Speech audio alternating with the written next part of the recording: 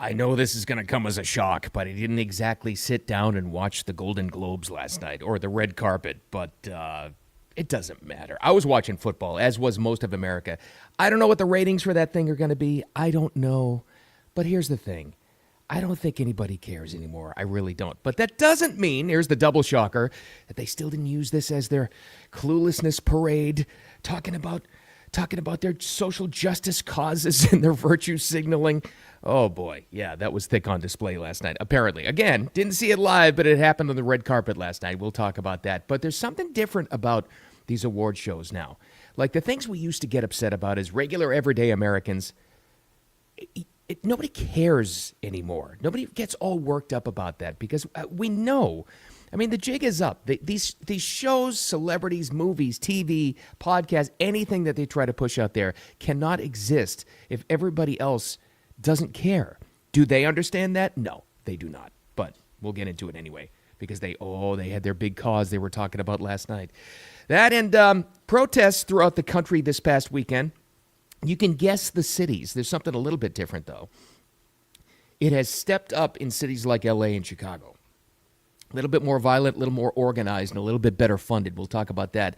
But not in the cities like Austin, Texas. Also a very blue area. But as Governor Greg Abbott says in Texas, Texas is not Minnesota. Talk about that. And something amazing happened that should shock none of us. Because it's been happening for decades. The element of the left that's invaded kids programming. Now, I know you're saying, they've been doing that since the 50s. Yeah, I know. A little bit different this time. Anyway, we'll get into all that. Thanks for hanging out with me. Welcome to Monday, by the way. I hope it was an awesome weekend for you. Wicked Radio live stream on X and YouTube and on Facebook, and then the replay and then the audio podcast. Let's get right to it. Something I didn't see live. Now, let me preface this by saying, first of all, the timing. The Golden Globes were last night, and I'm not going to talk about winners and losers and because you're not listening to me or watching me because you give a damn about that stuff. None of this even came from the actual broadcast and the ceremony and the show. This is the red carpet stuff. Now, the red carpet, when they do the interviews hours ahead of time before the show actually starts, this is where they've moved on to really pushing their cause, right? Really pushing what they're trying, the virtue signaling. This is where they have unlimited time to talk to a reporter and get their causes out, right? As if anybody cares. So that's important to note. There was such a pushback in the form of nobody watching that there's less of that in the actual broadcast of the award show.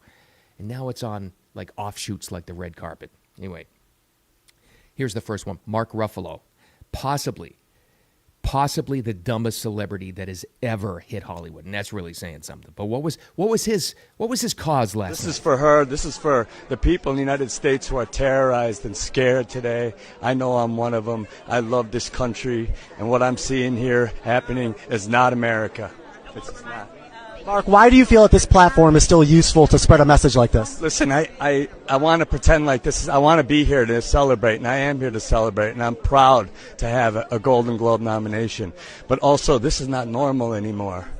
And so I don't know how I could be quiet, and I'm feeling a little... The people who are scared because, oh my God, ICE agents and DHS are getting criminals and illegal aliens and rapists off the streets, but we're scared. So what was he doing? What was the cause? Well, they had Be Good stickers. A whole bunch of them had it. 4 or 5 of them had it. Be Good. Yeah, you can guess. Because Renee Good was the lady that we know now did hit the ICE agent before she was shot in Minneapolis last week. This is what they're doing. Be Good stickers for her. Now, keep in mind the timing of this entire thing, right? Golden Globes were last night. By Friday afternoon, we had the body cam footage from the police officer, the ICE officer, to show that she did, in fact, strike his vehicle. Same officer who was revealed that 6 months ago was dragged by one of these idiots 30 feet and did sustain some injuries. Pretty much everybody except absolutely isolated, clueless celebrities understand this was a justified shooting. Everybody. But that didn't stop them. Again, when you hear these idiots, keep in mind the timing. Sunday night, we had this information on Friday. Here's another one. Let's go to Wanda Sykes. Pin, Be Good. Tell me about Be the Good. pin. Yes. Of course, this is for the mother who was murdered by ICE agent, and it's really sad. And I know people are out marching and all today, and we need to speak up. We need to be out there and shut this rogue government down, because it's just awful what they're doing to people.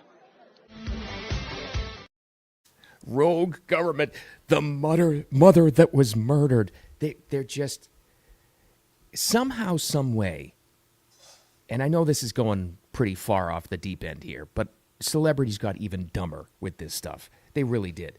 The mother that was killed because of a rogue government. Now you ask yourself, how could they be that clueless and actually get this thing? When the rest of the world that actually bothered to ask these questions outside of their insane bubble understood the real facts of the story. How could that be? Maybe because of this. Here are the Sunday talk shows. Here's Minnesota Rep. Ilhan Omar talking about the story.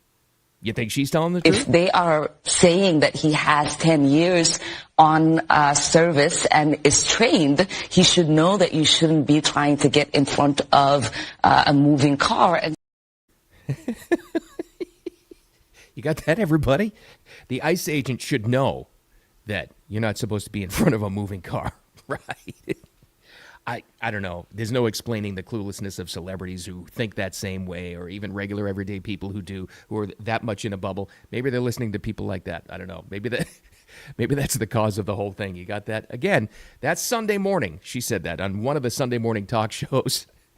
But we had the information as late as Friday afternoon when they finally had to review it, and they released the body cam video from the ICE agent. Clear as day that Renee Good struck the car. And I don't have to play the body cam footage for you, because if you're aware of things and you're aware of what's going on and you have a clue, you've seen it already. They don't. The celebrities really don't have that clue. Ilhan Omar, of course, does. She's trying to spin this around and say that, the ICE agent should have known. You don't step in front of a car. Okay. Right. But the protests did continue over the weekend. You might have seen a little bit of this, or you're just like, whatever. I don't live in those cities. I don't care about it. Something a little bit different and a little bit to be aware of. I guess the different development. This wasn't just in L.A., although you'll hear this independent journalist talking about the L.A. situation. It did happen in Chicago. It's getting a little more violent, a little more organized, which means it's a little more funded. This is interesting. It's a little concerning, but you just got to be aware of this kind of stuff. This was L.A. I believe this was Saturday night. I don't know, but regardless, listen to what he says, because he's been following the riots and detailing exactly how they progressed. This is his feeling of what's going on. Yeah, that's what I said. The instigators show up later in the night. They come here after the sun goes down, and then the crowd changes from people holding signs and dressed in normal clothes to look at everybody here. They're all dressed in black. You notice that? Everybody's dressed in black. Did you notice that? Yeah. Everybody's dressed in black. This is all a different crowd than we saw earlier when we first got here in the daylight. These are all a different, they're all in uniform. They're all in their black helmets, black jeans, black hoodies. They usually have either a gas mask on, or they have some kind of mask covering their face so you can't see them, and they're all dressed the same. These guys weren't here when it was daylight. They come. All right, I know he went on, he was speaking live, so he didn't have a script, of course, and I know he said they were dressed in black. He said it like 15 times, I get it, but it matters what he said there, because that means it's better organized, which means it's a completely different crowd than that guy has been following every single night and detailing that and documenting it. That means they're most likely from out of town, and if they're organized that way to have a quote-unquote uniform on, it means they're also organized from something that's larger than that. So it's up to this government, and you would hope that DHS and the government FBI gets involved with this to cut the funding of what's happening here, because it is going to get more violent in those type cities like LA and Chicago, maybe New York. I don't know. I hope not. But that's what's happening there. It has picked up to a different extreme, and everybody knows it. You just hope that we can keep the pressure on this administration to do something to cut the funding. And we've all asked the question, regular everyday people, well, who's funding this? Now at this point in this nonsense, we've learned that there are paid protesters. Fact, we know that there is an organization larger than that that's funding and organizing this kind of crap. We know that. That's fact. We know that a lot of it is just completely inorganic and paid for and supported. We know this all fact. Why hasn't the funding been cut? Is it that tough to do? I don't know. But I do know one thing, it only happens if we keep on insisting that it does and put the pressure on to cut the funding and organization for all this. That's up to us to pressure the government in those type cities. Because let's go to the very same night in a very different city, even though it's considered pretty much far left. Like they always say, Austin, Texas is kind of like it's kind of like the liberal oasis for them in the state of Texas. It's kind of like how they describe it, but still in the state of Texas. I don't know if you saw this, but you might have seen Texas Governor Greg Abbott's post about this. Now, a lot of the agitators, rioters, instigators, protesters, whatever the hell you want to call them, tried to do the same thing in Austin, Texas on Saturday night. Difference was the cops there were allowed to do their jobs, and they went right into that crowd and started to bust some heads when property was starting to get damaged. This is really loud, but this is just a little clip of exactly what they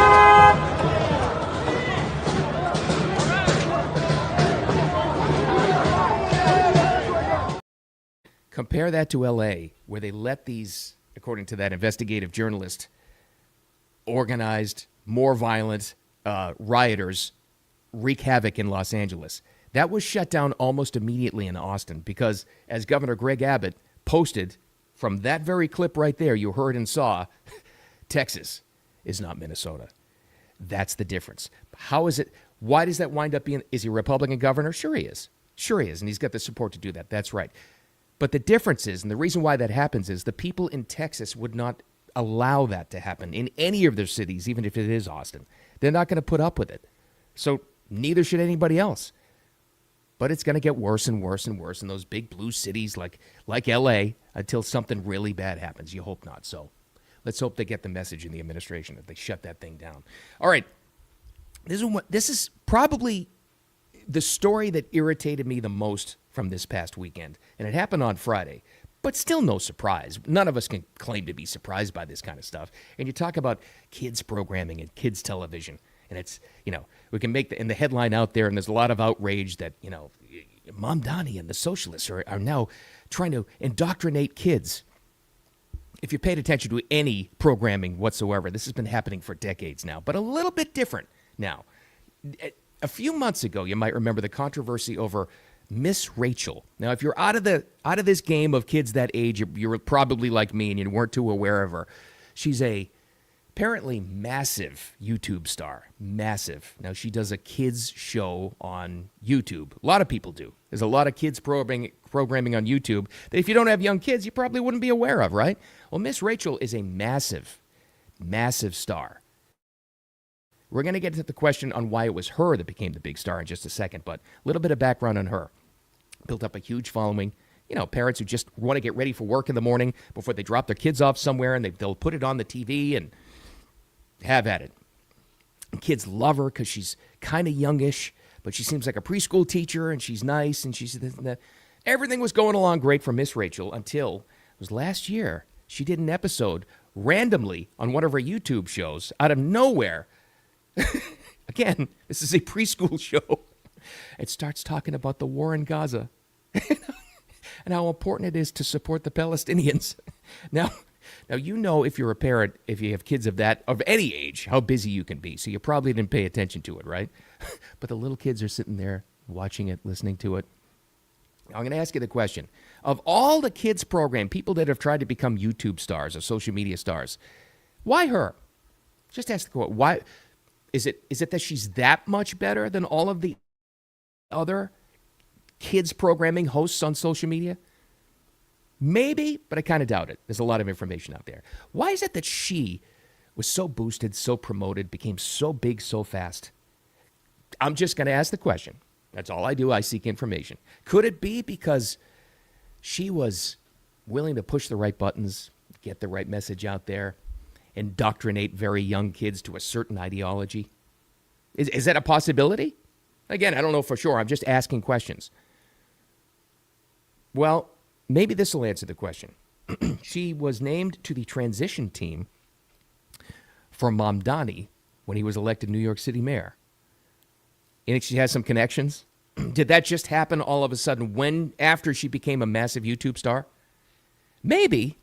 But knowing what you know now about how people are created, how social media figures, how political tools are created in our society, do you think that was all organic or not? I tend to think not. I think she had some ideologies and some thoughts and some messaging that fit right along with that crowd. And what do we also know? And this has been going on since the dawn of time. It's worse in socialist countries, but it's definitely happened here. If you can indoctrinate kids, look at what they do with education. If you can indoctrinate kids to a certain mindset as early as possible, it's way easier to manipulate them later on. Isn't it? So should it surprise you that, and this happened on Friday, not on her regular YouTube show, I'm sure she posted it though, that Miss Rachel, the kid's YouTube star, did a little sit down at a New York City preschool with the new Mayor Mamdani. And they said, oh, it was so nice. I mean, who's going to argue with this, right? They sang Wheels on the Bus, and they all had a great time. And then it got covered by every single news station in New York City, the number one media market in the world. Hello, friends. The mayor on the bus says hello, friends, all through the town. If you're happy and you know it, clap your hands. If you're happy and you know it, clap your hands. Who could argue with that? It's a nice, fluffy, feel-good story for the New York City news stations, and then it got broadcast everywhere in the national networks, and I'm sure she posted it on her massive YouTube channel. Isn't that funny? Isn't that funny that the one kids programming star that emerged from YouTube and became the biggest happens to be on his transition team and happens to be an ally of the new communist mayor of New York City. Isn't that funny that happens, that there are certain personalities that get boosted along that way? I just think it's interesting. I just ask the questions. I seek information. But, of course, you have to make up your own mind. Who knows? What's the old saying? Get to them young. That's the goal. All right, Golden Globes shouldn't surprise you.